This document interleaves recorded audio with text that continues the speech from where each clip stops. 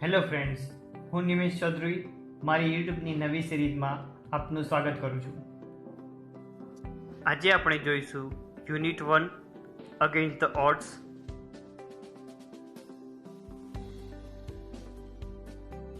Palakkad's public library.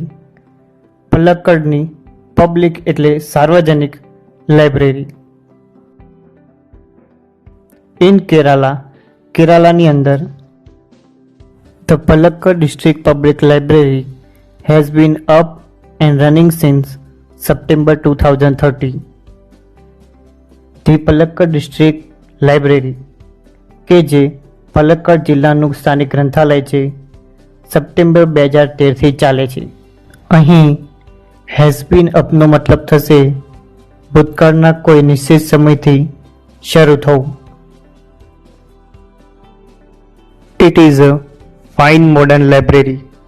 તે એક આધુનિક લાઇબ્રેરી છે. અ centre for information, knowledge, wisdom, cultural activity, research and reference. અહીં ઇન્ફોર્મેશનનો મતલબ થશે માહિતી, નોલેજ એટલે જ્ઞાન, વિઝડમ એટલે બુદ્ધિ ચાતુર્ય, કલ્ચરલ એક્ટિવિટીઝ સાંસ્કૃતિક પ્રવૃત્તિઓ, રિસર્ચ એટલે સંશોધન, રેફરન્સ એટલે સંદર્ભ ગ્રંથો. આ દરેકનું કેન્દ્ર સ્થાન છે. But it has recently been in the news for different reasons. પરંતુ છેલ્લા કેટલાક સમયથી આ લાઇબ્રેરી કોઈક નવા જ કારણથી ચર્ચામાં છે. A third of its 1000 members are women. તેના 1000માંથી ત્રીજા ભાગના સભ્યો તે મહિલાઓ છે. These women, supported by the shared space in the library, offered them. લાઇબ્રેરીએ આપેલ જગ્યાનો ઉપયોગ મહિલાઓએ કર્યો. Launched a women's unit in February 2014.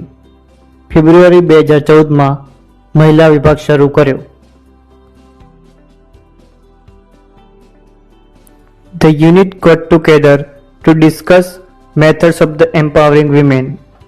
અહીં got together નો મતલબ થશે એક સાથે એકઠા થવું.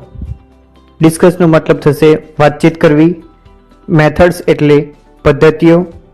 એમ્પાવરિંગ વિમેન સ્ત્રી સશક્તિકરણ. આ યુનિટના સભ્યો એકત્ર થઈને સ્ત્રી સશક્તિકરણની પદ્ધતિઓની વાતચીત કરતા. The library opened its hall for film screening. સૌથી પહેલા નવા શબ્દોનું ગુજરાતી જોઈએ. Film screening. કોઈ પણ ફિલ્મ રિલીઝ થાય તે પહેલા અલગ અલગ જગ્યાએ તેના પ્રમોશન માટે કરવામાં આવતી પ્રક્રિયાને ફિલ્મ સ્ક્રીનિંગ કહે છે. Next word workshop.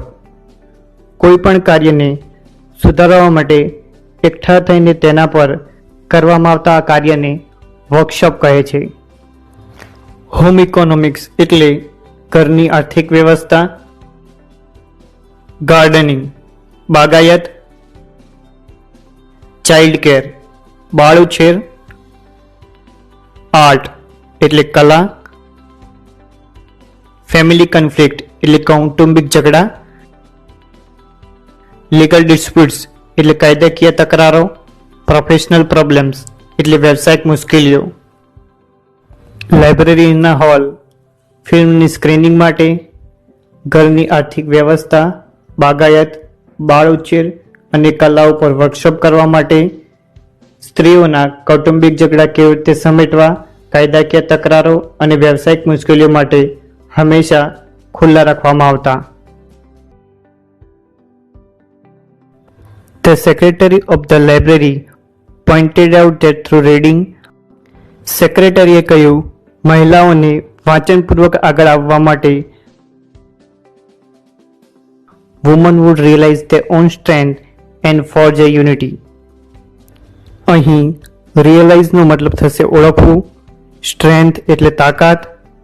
ફોર્જ એટલે આગળ આવવું, યુનિટી એટલે એકતા, સંગઠન. પોતાની શક્તિ એટલે તાકાતને ઓળખવી પડશે અને સંગઠનથી આગળ આવવું પડશે.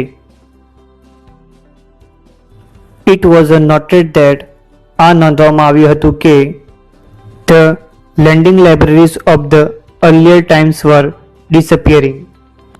લેન્ડિંગ લાઇબ્રેરીનો મતલબ થશે માત્ર ઘરે વાંચવા માટે પુસ્તકો આપતી લાઇબ્રેરી. ડિસઅપિયરનો મતલબ થશે અદ્રશ્ય થઈ જવું. પહેલાના જમાનાની માત્ર પુસ્તકો આપતી લાઇબ્રેરી અદ્રશ્ય થઈ રહી હતી.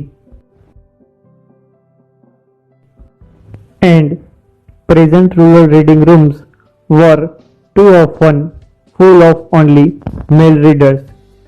અને વર્તમાન સમયના ગ્રામીણ વાંચનાલયો માત્ર પુરુષોથી ભરેલા રહેતા.